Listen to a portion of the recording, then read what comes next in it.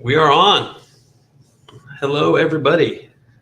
Welcome to Life, Love, and Leverage. I feel like I am like a robot right now. Anyway, welcome again. Been a couple weeks since I've been on here, so I guess we'll start by talking about what's been going on the last couple weeks in our lives. How about you? You had a pretty big event this last couple weeks. Tucker turned 10 yesterday, and he's my baby, so I might have had a slight mental breakdown. You know, you know how it is. Not at all. Double digits. It's pretty sad. Otherwise, just working, trying to find some properties for some good buyers. Yeah, real estate market's still been crazy and tough to find, and so we've been writing some offers for people, and some people are lucking out and getting them, and some people aren't. I think, not to bring up the actual property, but the highest difference amount that you wrote this last week, I know, was $35,000. $35,000 over asking price. She wrote an offer on and did not get the property. And that's here in Beatrice, folks. So it's not like it's in Lincoln or anything like that. So that was crazy stuff. We did have inspections, though, and it wasn't conventional. So Wasn't a conventional loan. So there might have been one that was close by that was a cash offer or something like that. So when making those offers, people with cash and no inspections will win out most of the time, as long as the price is pretty similar. So the theme tonight is the state of the market. Let me switch over here. The state of the market. Hey, Danielle says hi. Hey, she says, hey. Can I put that on the screen? Hey. I'm just like enamored by all these awesome gadgets on here. If you hear that clicking sound in the background, it's my dog running around on the wood floor. Tonight we're in the dining room, so you get to hear the dog clomping around on the floor. Anyway, so tonight's theme was the state of the real estate market address. So I tried to say similar, or I tried to act like similar to the State of the Union address. Presidential. What's going on in the Beatrice real estate market? So I did just want to kind of comment. A lot of people ask me, geez, there's not much houses for sale, or some people say there is a lot of houses for sale, but there's not. There's about a dozen, maybe 15 a day. When I started in real estate, we always had about 80 to 90 listings in Beatrice. And so to go from that to 12 is absolutely ludicrous, and it makes things really difficult for buyers. Luckily, you guys know some seasoned agents that can really work with those buyers and get them the houses they want. We have some excellent negotiating skills, not just Melissa and I, but also everybody else in our office. It's something we work on all the time. And so we're able to get those offers accepted. But, so that's the big difference. Perception's one thing. If you drive down a street and see 2 for sale signs, then you might say, well, there's a lot of houses for sale, but there's not. There is nothing for sale. So Melissa asked me earlier, what's my crystal ball forecast for the real estate market? And I wish I had a crystal ball, because we would all be rich. But anyway, I basically, to answer that, I think it's going to stay the way it is for a while. I would say the next probably 3 years are going to remain the same, as far as the way that we're just lacking inventory. You think it's going to take 3 years, though? It won't even out a little bit before then? Well, it depends on what you mean by even out. So I think the state of the market, the way it's in, where there's limited inventory and a lot of buyers, I don't think that's going to fall apart. I don't think we're not going to lose a demand of people wanting houses. No. And I don't see a lot of new stuff coming on, because there's nobody building any spec houses. These builders aren't making, or are not building 8 or 10 or 12 houses, just for the open market. We just see very random few of those. And so until we see a builder doing a lot of, houses that aren't already sold, I just see that part of the market staying the way it is. Now, prices is another thing. Prices might even off, and I'm guessing within the next 12 to 18 months where prices will level off.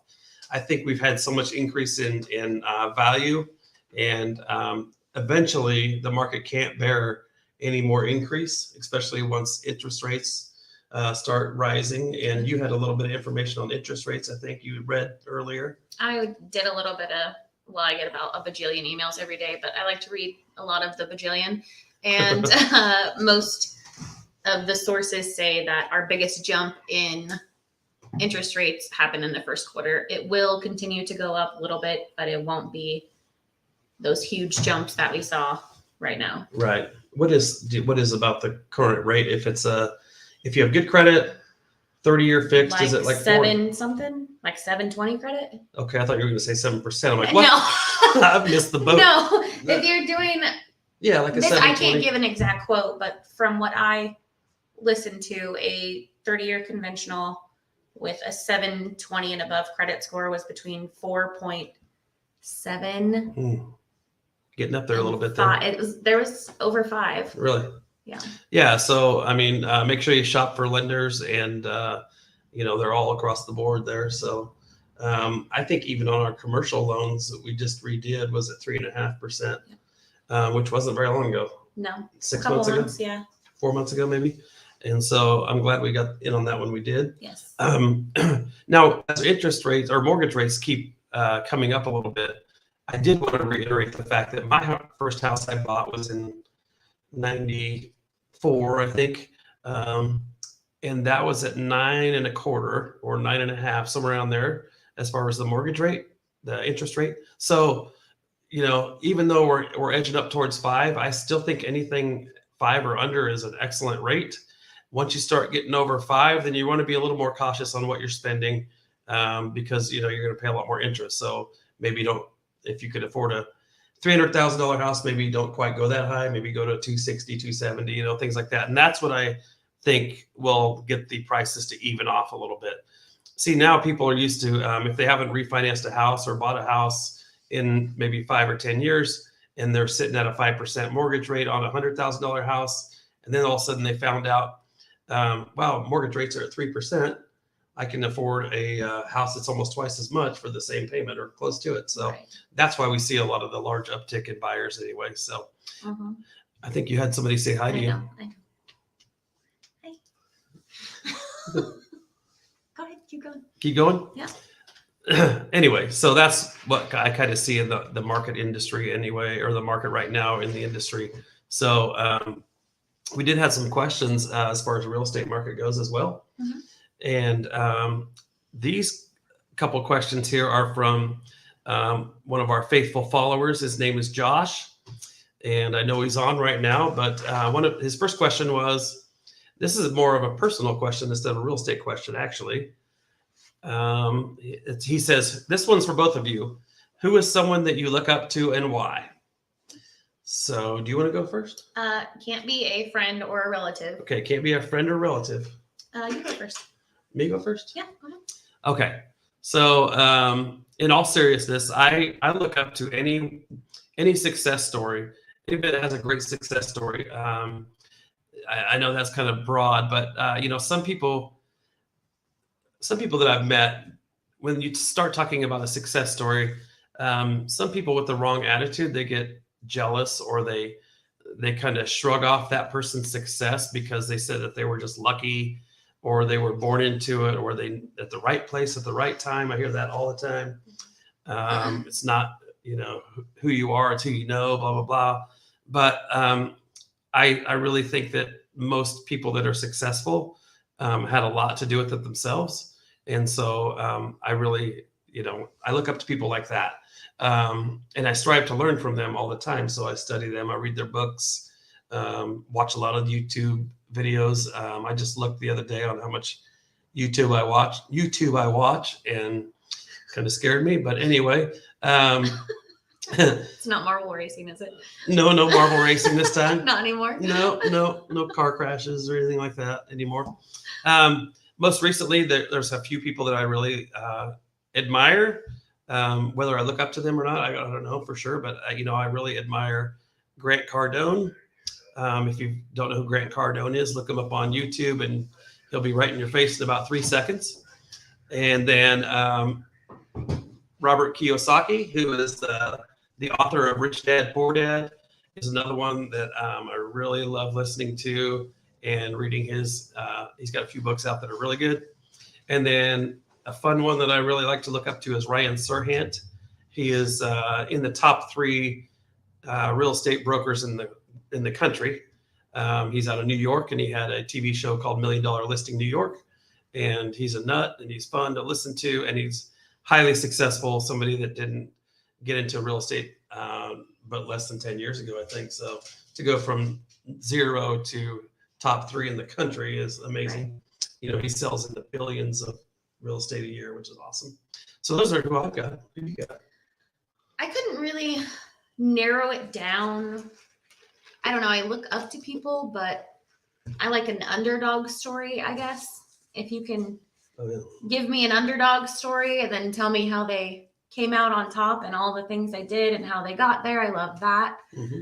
Some of my favorite people that I follow are Ed Mylett is one of my top favorites. He played college baseball, and then he got an injury, so he was out. He actually went through a big depressive stage in his life. His mm-hmm. dad got him a job he was working with troubled and underprivileged boys in a group home, and he just freaking loved them. He started a business to make money for those kids, and then he's an entrepreneur. He's a motivational speaker. He does everything. I listen to his podcast constantly. I actually watched one of his YouTube videos today while I was on the treadmill. Yeah. I love him. I'm a big Rachel Hollis fan. Yep. I mean, I love different people for different reasons. Right. Definitely. Without getting too personal, I guess the person I probably look up to a lot that is not even around anymore is my dad. He passed away when I was really young. But he was an awesome real estate broker and an awesome individual, and loved by many. And so I miss him, but I strive to be like him because I know he was well respected and well loved here in the community. So, if I could be half the man that he was, I always say that would be a great goal for me. So before I start tearing up, let's go to the next question. Josh asks, is there ever a bad time to invest in real estate, and why or why not? And then the question before that was, based on the current market, is now a bad time to invest in real estate? Honestly, I think now, I'm going to sound like a salesman, but now's a great time to invest in real estate because here's kind of without getting too deep into this, but you have a lot of multifamily real estate owners. And so people that own like 4plexes and 6plexes, things like that. I just looked at one over the weekend that a friend of mine wanted me to partner up with on it. And I didn't even run it by Melissa, but I wasn't interested anyway. Anyway. So, but this 4plex, I think it was a 4plex, 4 or 5plex. The rents on it were extremely low. And the reason why is because the tenants had been there for a long time. And so the owner was afraid to raise the rents at all. And I can understand that. You don't want to just buy a rental property and double the rents or anything like that. But if you could appreciate how much more the property be worth if the rents were on track of where they should be, then that makes that property worth that much more. And so that's not the only example. I see it all the time. And so if you can find a property that the rents are too low on, now is a great time to capture those. Also, with this market, you're seeing a lot of stuff that's going absolutely crazy in price. So that might not be the best time to buy those type of investment properties. Am I shaking the camera? Shaking it. It's like a hurricane over here. Driving me crazy. Sorry. Anyway, it's probably my thunderous voice doing it. Just kidding. But so that's why it's a great time to invest in those type of properties. Excuse me. And here's something I always say to people that ask that question. The best time that I know of, because I've been doing real estate for about 20 years, the best time I know of to invest in real estate was 20 years ago. If we'd invested 20 years ago, how much equity we'd have in those properties now. But the second best time is today. So kind of like planting a tree. The best time was 20 years ago. The second best time is today. And so Melissa and I have never lost money on real estate. I've never lost money personally on real estate over the years. So I don't think there's ever a bad time unless we were looking ahead and saying everything's going to crash because of this. Well, we don't see those indications. So, I don't see that at all. There's a lack of housing in the millions across the country. So there's people looking to rent everywhere. So I do think it's kind of a rough time to buy and flip. It's a little bit tougher to get into those. Because of lumber costs and all that. Yeah. Looks like we had a couple more people join. Do you want to say hi to those folks? Hi, Steph. Hi, Marissa. And then Josh also asked, do you think the real estate market will go down anytime soon? I think we kind of already answered that. So hopefully I answered that. If not, hit me up afterwards. But again, lack of inventory, supply and demand, it's kind of like gasoline right now. Yep. We don't have a lot of supply, so prices are up. I do think they're going to level off though, but I don't think it's going to go down. That's my opinion. I can't guarantee any future profit of real estate. That's my little disclaimer there, but that's what, if we could. I've been doing this for a long time, and that's just my opinion of what's going on right now. And I think most real estate brokers would agree with me on those things. So, okay, here's another question. Happens to be from Josh again. What do you know? How do you guys feel? This is personal questions now. How do you guys feel about the importance of solid friendships? I think it's It's my extremely fancy getting split cup, by the way. important. Sorry. I think solid friendships are extremely important. It's something, you can call your husband or your significant other your best friend. I don't consider you my best friend anymore. I consider you more than my best friend. Best friend isn't a good enough title for what I feel you are. Okay. So. You called me a few things earlier. No, I did not. When she found that I didn't seal the cheese back up in the refrigerator. It's my favorite cheese, and it was hard. Then I wasn't her best friend. I can tell you that. Anyway, friendship is important because you have to have those people to bounce ideas off. They're going to be the ones that push you, that support you, that, are there when you don't even know that you need them. Right. But you have to know how to be a correct friend to each type of friend that you have. Mm-hmm. And that is something I just recently learned within the last 3 years or so. Yeah. Interesting. So We'll have to talk about that afterwards. So, my answer to that was, the question again, how do you guys feel about the importance of solid friendships? I feel like I have a lot of friends, but not really close friends anymore. Every life happens and everybody kind of goes their separate way, and we try to catch up with them as fast as we can or as often as we can. The importance of solid friendships. It's very important to have one or two very solid friends. Your ride or die. your go-tos. Your go-to. It's important because you need to have somebody you can trust to talk to about things that that's not going anywhere. Somebody you can share your dreams with, and somebody that's not going to think you're a complete lunatic when you share those dreams with them. I've had friends before that I've shared a couple dreams with. They're like, yeah, you're an idiot.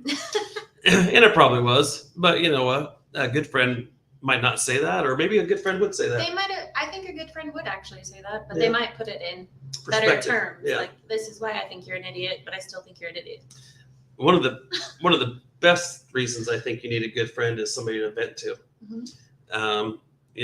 Melissa and I get along extremely well, but every once in a while, I'm sure there's something that concerns her or that concerns me that you just got to have that other extra person to talk to, and you don't want to just talk to anybody else. Exactly. You got to have that person that's not, it's not going anywhere. So, and maybe not between husband and wife, maybe it's between something at work that you just don't want to talk to anybody about. And of course, those are very confidential things too. Yeah. Your finances, that's not something you just want to go blabbing around town about, like, oh my gosh, so anything you struggle with, a good friend is very important to me. Yes.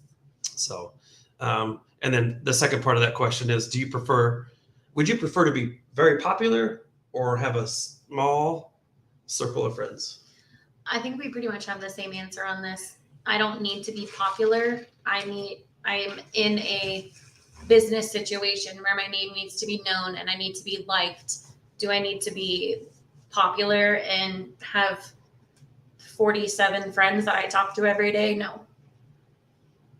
I would way rather keep my circle small because I know that in that smaller circle, there's a greater trust. Mhm. So I can talk to my circle and know that they're not going to someone else's dinner table and sitting there and sharing my business or Right. talking about me. Right. Yeah, I might just add on to that a little bit too. But I also did want to say, if anybody has any questions, now's the time.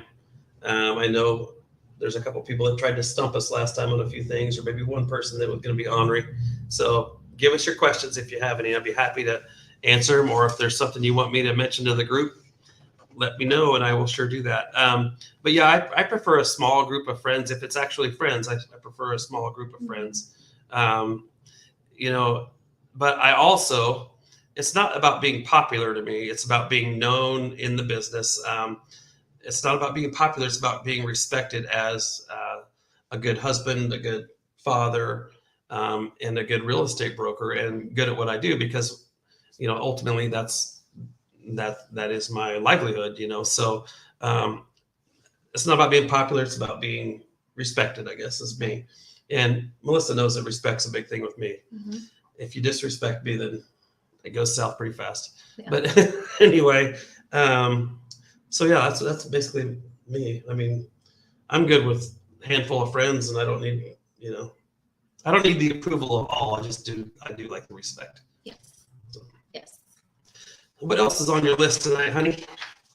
I did kind of want to go over just a couple of first-time home buyer things, because I seem to work with them a lot. Mm-hmm. And I know that one of my clients today called me and she was just in a panic, and she's just a young girl and trying to figure things out. And she doesn't want to sound stupid or come off stupid, but being a first-time home buyer, you've never been through this. There's no reason for you to ever know what is going on. So ask all of your questions. Make sure you ask your lender everything. Make sure you ask me everything. If you're working with me, I happen to have this handy dandy little guide that I spent 3 days on. And it's not something that's just printed from Woods Brothers or something like that. It's me. This is my stuff that I put in here. Mm-hmm. And it goes through everything from narrowing down your wants and needs to what you need to look for in a listing, to there's timelines in there that you fill out as we get you under contract and go through those things. I mean, there's the information in there is solid, and it really is helpful, I feel like, to a first-time home buyer. And I was able to make it because I dealt with so many first-time home buyers last year. Yeah, definitely. So I just think right now it seems like there are a lot of younger people that are buying. Mm-hmm. Make sure that you're working with somebody who's keeping you informed and answering all the questions, because there is no stupid question. That's right. None. Yeah, we deal with this every day about, Mm-hmm. you know, we deal with writing offers, and we know all the lingo, of course, and, you know, I mean, there's a lot to it. And if somebody's a brand new home owner or a brand new buyer, we kind of sometimes like, oh yeah, pump the brakes. Yeah. So, or at least I do. I can't speak for Melissa, but Yeah. after you've been doing this for since dirt was invented, like me, you know, it's easy for me to blah blah blah blah blah, and you know, how much earnest deposit do you want down, and let's do a 30-year conventional thing. Blah, blah, blah. I mean, their heads are spinning. So sometimes I have to pump the brakes and remember who I'm working with, and it's so exciting to work with a first-time home buyer. It really is. They're like your little babies. Yeah. And you're just like, it feels like you're working with your own kids sometimes. yeah. You know, and to get them in that first house and educate them on things, you know. I mean, we as real estate agents have a huge opportunity there to help somebody, you know, and so or hurt somebody. So, you know, that's why you want to work with a good agent, respected agents, and Exactly. you know, so that's what we're here for. And Oh, she just. I did want to touch on one other thing. Bing. Like, So, before I forget, if you go to realtor.com and Zillow and Trulia and whatever website you're looking at, if you know an agent that you want to work with, don't go on Zillow and push the contact agent button, because they're going to send you through the ringer Yep. and they're going to connect you with the first person that answers the phone. Exactly. So make sure that if you actually already know an agent or somebody that you want to work with, get their phone number and screenshot that Zillow listing and shoot it to them or something like that. Mm-hmm. But don't call that number. And I would say also, don't be afraid to, if you're working with an agent and you just don't click with them, I mean, this is a very important transaction you're involved in. So it's not like going to a used car dealer Right. and talking to the first person that walks up on the lot. I mean, this is a major transaction. So if somebody was working with me and they decided they didn't want to work with me, I would hope that they would just, tell me, hey, that this isn't working out. And I would respect that, because we're people. So personalities sometimes don't click. Right. But out of respect for them, I wouldn't argue with them and say, oh, definitely, work with my wife instead. No, I mean, work with another agent if you feel comfortable that way, because this is a big deal. Right. And if I'm not representing you well, I don't want you working, I don't want you to feel like you have to work with me. So don't feel like you're stuck in one relationship if you're, but pick one that's good and stick with them. Exactly. So. Agreed. Yeah. So what else we got going on? We don't have date night tomorrow night because we are going. You have something else going on. I have a psychic thing. A medium. A medium. Better make it a large for me.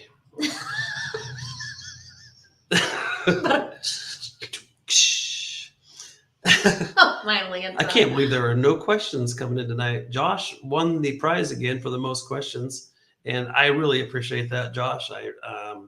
It helps our little show here go better. Yep. And any questions you all might have, y'all going around here in Texas, anytime, so that's great. So are we going to wrap it up already? Yeah. Okay. There's no other questions. I appreciate all the people. It looks like we had a lot of people on tonight. I appreciate y'all joining us. And I don't know why I keep saying y'all, but by next week, 2 weeks. 2 weeks from now, I'll be back live on Facebook. And feel free, if you didn't feel comfortable asking questions on here, feel free to send us a message. And whether it be about our personal life or real estate, anything like that, we'd be happy to answer them. We're always here. We are always here. And, yep. Thanks, Jeff. Jeff Workman. Oh my gosh. First time viewer. What's that? How's that go? Long time listener, first time caller? I don't know. No. You're too young to ever listen to. Yeah, never mind. Anyway. Well, Jeff, thank you very much for the comment. Appreciate it, buddy. Anyway, we're going to sign off for tonight, and we'll see you in 2 weeks. Same place, same time. I don't know. Maybe we'll be in the bathroom this time. Yeah, we decided we to go. just keep moving rooms, so. Looks like we're in the jungle, kind of, behind us here. We need some monkey noises. All right, we got to get going, because I'm sure Melissa's got to scare me with the horn here pretty soon. So we'll talk to you all soon. Bye, guys. Bye. Double click.